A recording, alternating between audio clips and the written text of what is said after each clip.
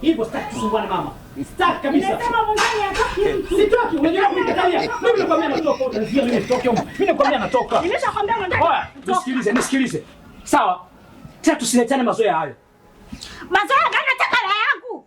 Unataka pesa? Ndio. Shingapi? Nataka hela. Sawa.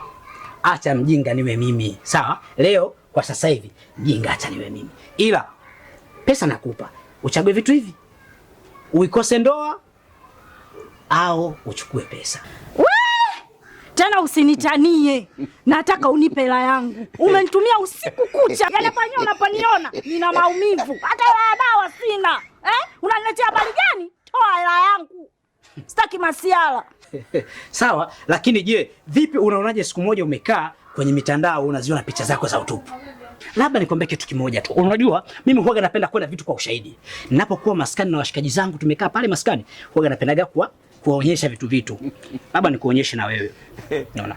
Alikuwa mmeka kama nganyuka au manganyu. Sawa? Na sio picha tu, nikapiga na video hii hapa. Shemeji, naomba ufute hizi picha. Naomba unisamee kwa kweli shemeji yangu. Mimi bwanangu akija kuviona itakuwa shida. Kufuta picha ni kitu ambacho hakiwezekani. Ila kinawezekana endapo kama utakubali tena. Kitu gani shemeji? Ulichonipa jana mama kimenikoleza.